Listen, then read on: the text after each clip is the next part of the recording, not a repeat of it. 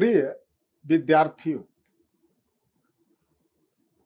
Meta ethics के अंतर्गत आज हम लोग इमोटिज्म के एक दूसरे महत्वपूर्ण दार्शनिक पर विचार करेंगे, जिसका नाम है ए.जे. एयर। वस्तुतः ए.जे. एयर का संबंध दर्शन के क्षेत्र में लॉजिकल पॉजिटिविज्म या तार्किक भाववाद से है। तार्किक भाववाद दर्शन के क्षेत्र में एक ऐसा विचार है जिसका उद्देश्य दो बातों को लेकर के था। एक, एलिमिनेशन ऑफ मेटाफिजिक्स, तत्व मीमांसा का निरसन, और दूसरा, to secure the rigorous foundation of science. दर्शन के लिए सुदृढ़ आधार विज्ञान के लिए सुदृढ़ आधार तैयार करना।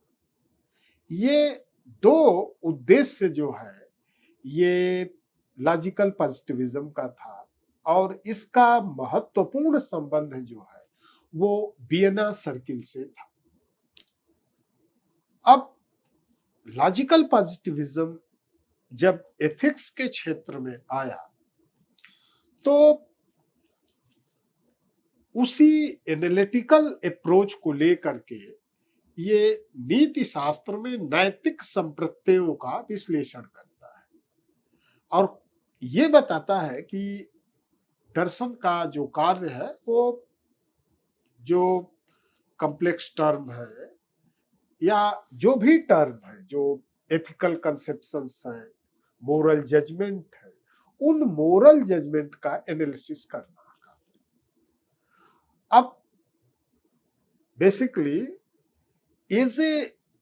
एयर ने 1936 में इसकी एक बहुत महत्वपूर्ण पुस्तक लैंग्वेज, ट्रूथ एंड लॉजिक आती है, और लैंग्वेज, ट्रूथ एंड लॉजिक के 6 चैप्टर में ए.जे. एयर सौंदर्यात्मक तथा धार्मिक कथनों के साथ साथ नैतिक निर्णयों के संबंध में भी कुछ विस्तार पूर्वक जो है वो बात किया है।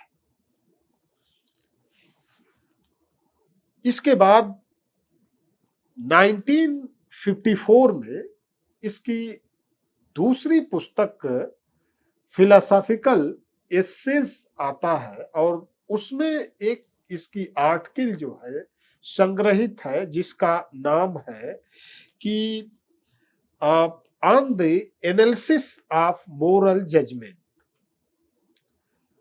अब on the analysis of moral judgement में कुछ विचार जो है ए.जे. एयर के परिवर्तित दिखते हैं। ए.जे. एयर का मानना है कि जब हम नीति शास्त्र का कार्य निर्धारित करते हैं तो हमें मूर की बातों पर ध्यान देना चाहिए। अब मूर की बातों पर ध्यान देना चाहिए तो वो कौन सी बात थी जिस पर ए.जे. एयर ध्यान देने की बात कर रहा है? स्पष्ट है कि मूर ने ये कहा कि नीति शास्त्र का कार्य नैतिक निर्णयों या नैतिक पदों का विश्लेषण तथा अर्थ निरूपण है। जी मूर ने ये कहा कि नीति शास्त्र का जो मुख्य कार्य है वो नैतिक निर्णयों या नैतिक प्रत्ययों का विश्लेषण और अर्थ निरूपण है कि उसका अर्थ क्या है। एयर के अनुसार 19वीं शताब्दी तक के दार्शनिक जो है वो निम्नलिखित 4 प्रकार के कार्य करते आए हैं। पहला, वे नैतिक पदों की परिभाषा देते हैं अथवा दी गई परिभाषा की समीक्षा करते हैं। ये पहला कार्य है 19वीं शताब्दी तक के नीति शास्त्रियों का। दूसरा, परंपरागत नीति शास्त्री नैतिक अनुभवों का वर्णन करते हैं। तीसरा, वे सद्गुणों का प्रेरणाप्रद जो है ये उपदेश करते हैं, यानी जो भी सद्गुण है उसको प्रेरणात्मक बनाते हुए उसको उपदेश के रूप में प्रसारित करते हैं। चौथा, प्रस्तुत नैतिक परिस्थिति पर निर्णय देते हैं। जो मोरल सिचुएशंस है उस मोरल सिचुएशंस पर वो क्या करते हैं, डिसीजन देते हैं। So here distinguish actual ethical judgment from commands to do certain action. All ethical propositions are not commands. अब यहां हम देखें तो ये चार प्रकार की चीजें हैं।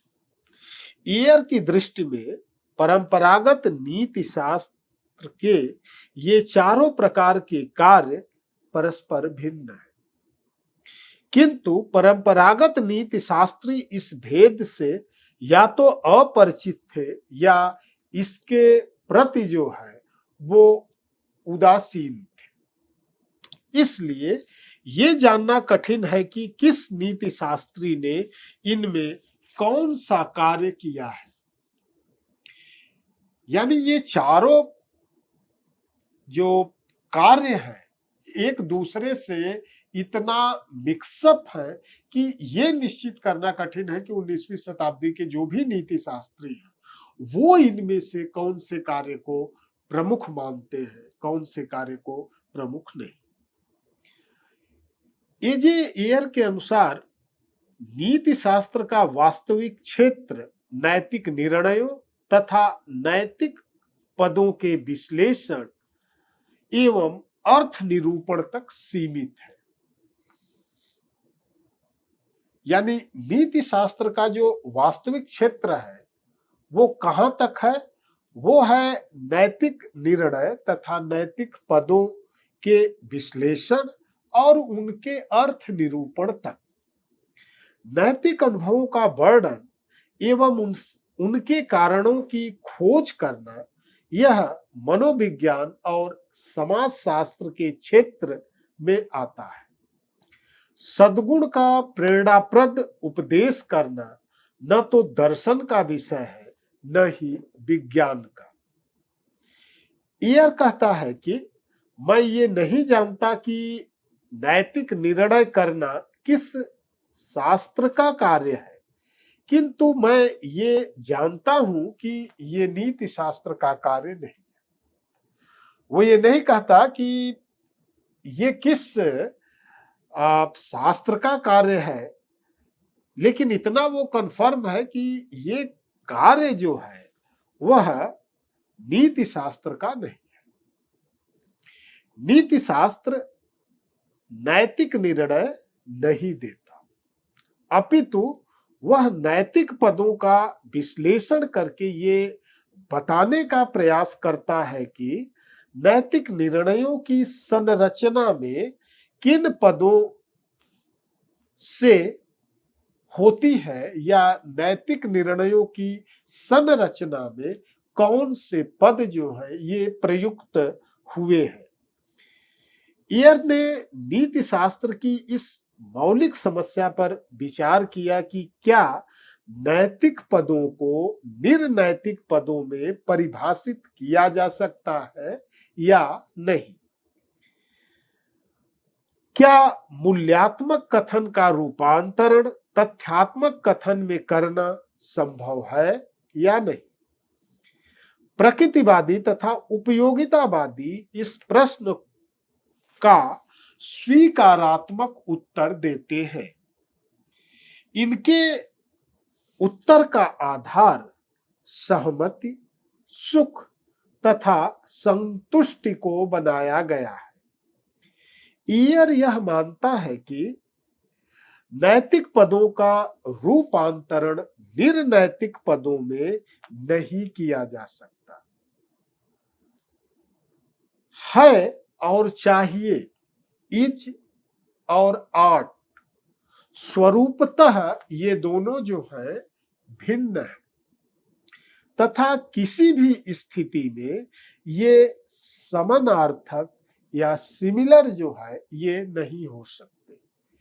यदि नैतिक पद अथवा कथन को निर्नैतिक पद अथवा कथन में रूपांतरित किया जाता है तो उसके वास्तविक अर्थ का लोप हो जाता है। यदि हम नैतिक कथनों को निर्नैतिक कथनों में रूपांतरित करते हैं तो जो एक्चुअल मीनिंग है वो एक्चुअल मीनिंग जो है स्किप कर जाती है, उसका मूल अर्थ जो है वह एक तरह से उसका वो लोप हो जाता है। उदाहरण के लिए वह मानता है कि यदि नैतिक कर्म अनुमोदित कर्म है, ये सत्य है, नैतिक कर्म अनुमोदित कर्म है, ये सत्य है, तो तर्कतः अमुख कर्म अनुमोदित कर्म नहीं है किंतु नैतिक है को सेल्फ कंट्राडिक्ट या आत्मव्याघाती होना चाहिए। किंतु इस कथन में न तो कोई तार्किक व्याघात दिखता है न किसी प्रकार का व्यावहारिक विरोध। अतः नैतिक कर्म तथा अनुमोदित कर्म को समानार्थक मानना तर्कतः असंगत है। यानी नैतिक कर्म और अनुमोदित कर्म जो है ये एक नहीं है, इनको समानार्थक मानना जो है वो असंगत है। इसी प्रकार एयर ने शुभ और सुख के समीकरण का भी खंडन किया। हम सुख को शुभ या शुभ को सुख से नहीं समझ सकते। वह कहता है कि अनेक बार सुख और सुख का कारण शुभ नहीं हो सकता।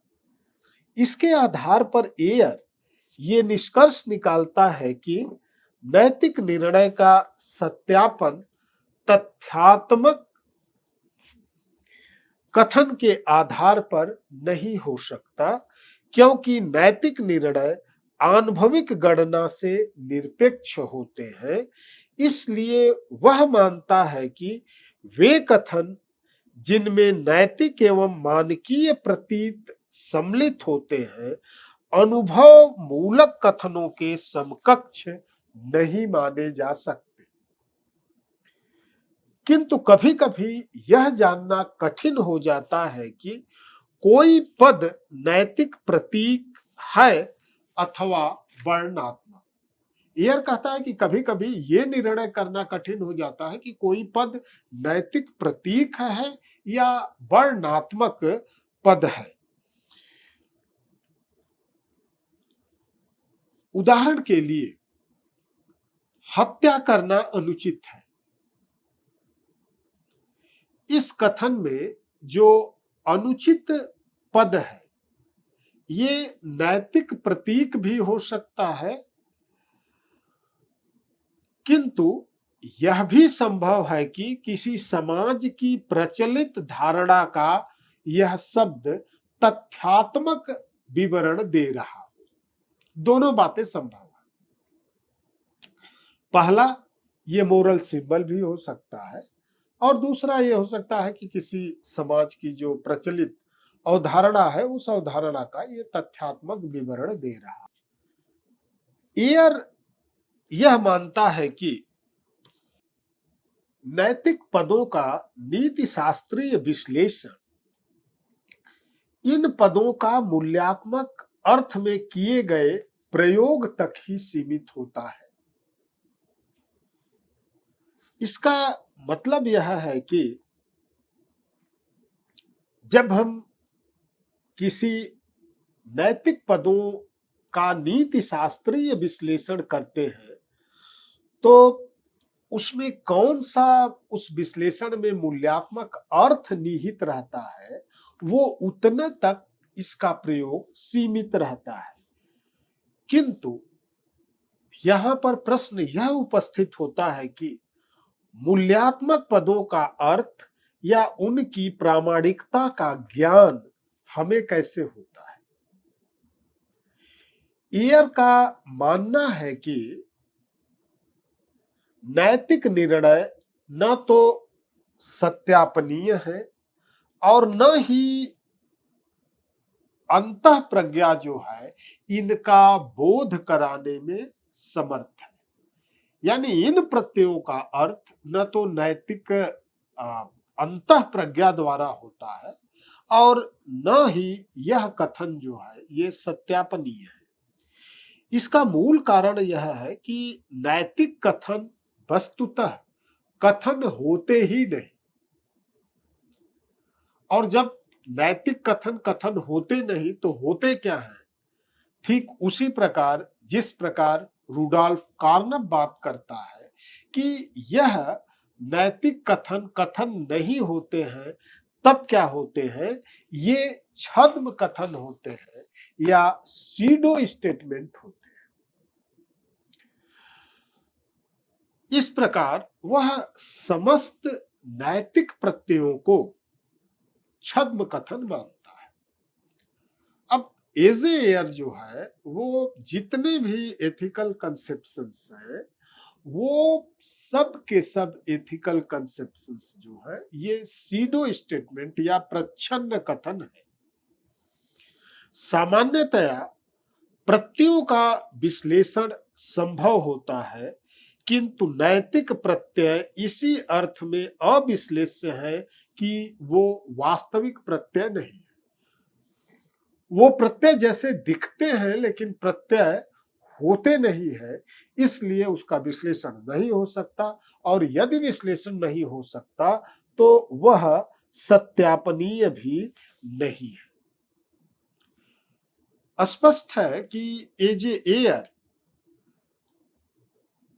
के अनुसार प्रत्यय भी दो प्रकार के हो सकते हैं। पहला, एक तो वास्तविक प्रत्यय हो सकता है और दूसरा जो है वो आभासी प्रत्यय हो सकता है। वास्तविक प्रत्यय और आभासी प्रत्यय ये दो प्रकार के प्रत्यय एजे एयर की दृष्टि में हो सकते हैं।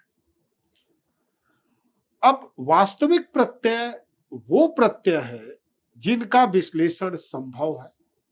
जिनका विश्लेषण संभव है वो वास्तविक प्रत्यय है। आभासी प्रत्यय अविश्लेष्य होते हैं तथा समस्त नैतिक प्रत्यय इसी कोटि में आते हैं।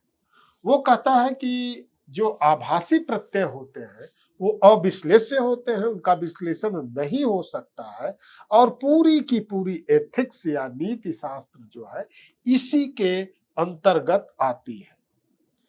अब ये समस्त प्रत्यय जो नीति शास्त्र से संबंधित है या आभासी प्रत्यय है, वो इसलिए आभासी है कि किसी भी कथन की तथ्यात्मक अंतर वस्तु में इनका कोई योगदान नहीं होता। किसी कथन का जो अंतर वस्तु है उस अंतर वस्तु की तथ्यात्मकता में इन आभासी प्रत्ययों का योगदान नहीं होता। फॉर एग्जाम्पल या उदाहरण के लिए हम ये कहें कि झूठ बोल करके तुमने बुरा किया।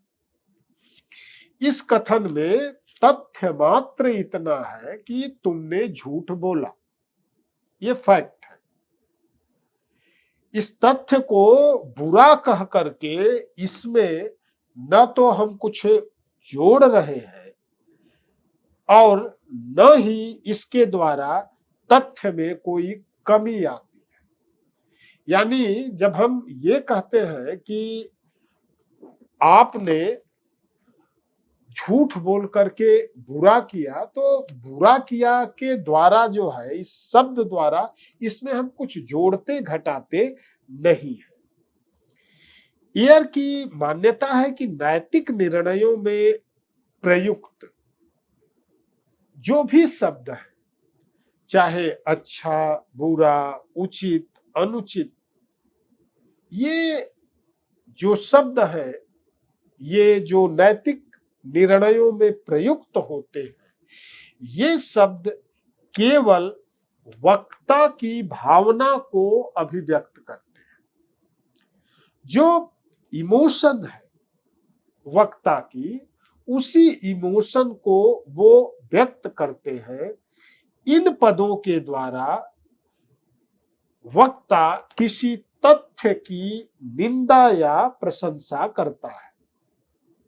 यानी ये इमोटिव वर्ड्स हैं जिनके द्वारा वक्ता किसी तथ्य की निंदा या प्रशंसा करता है। निंदा या प्रशंसा की भावना को अभिव्यक्त करते समय न तो कथन में कुछ जोड़ा जाता है और न ही घटाया जाता है, और न ही इसके द्वारा उस कथन को सत्य या असत्य प्रमाणित किया जाता है। अब जब सत्य या असत्य प्रमाणित नहीं किया जा रहा है, उसमें न तो कुछ जोड़ा या घटाया जा रहा है, इसका कारण मात्र इतना है कि नैतिक निर्णय जो है वो संज्ञानात्मक है या कॉग्निटिव है। इसके अर्थ की खोज करना खोजकर्ता की नासमझी है। अगर कोई खोजकर्ता इस मोरल टर्म की मीनिंग की खोज करता है, तो यह उसकी नासमझी ही कही जाएगी। संवेगवादी नैतिक निर्णयों को दो अर्थ में संवेगात्मक मानते हैं। पहला, वक्ता की भावना या संवेग को अभिव्यक्त करने के कारण नैतिक निर्णय जो है वो संवेगात्मक होते हैं। दूसरा जो है वो श्रोता की भावना या संवेग को जागृत या उत्तेजित करने के कारण ये संवेगात्मक होते हैं। एयर मानता है कि नैतिक निर्णय इन दो कर्मों या कार्यों के अतिरिक्त अन्य कोई कार्य नहीं करते हैं।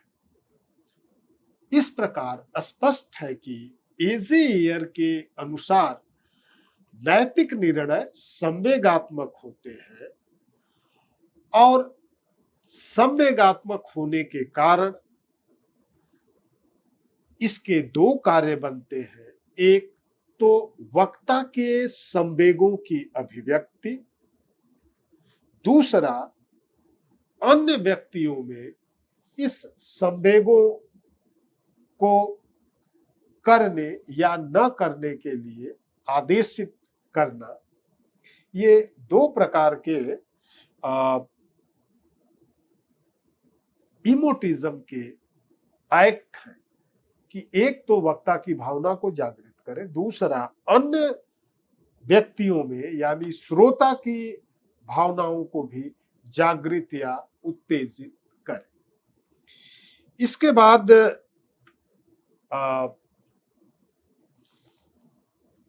एक दूसरा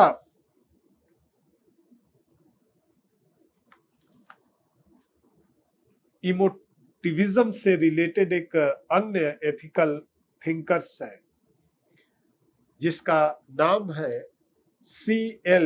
स्टीवेंसन। C.L. स्टीवेंसन की एथिक्स क्या है, उसके एथिकल कंसेप्शंस क्या है, इसके बारे में चर्चा हम लोग नेक्स्ट लेक्चर में करेंगे।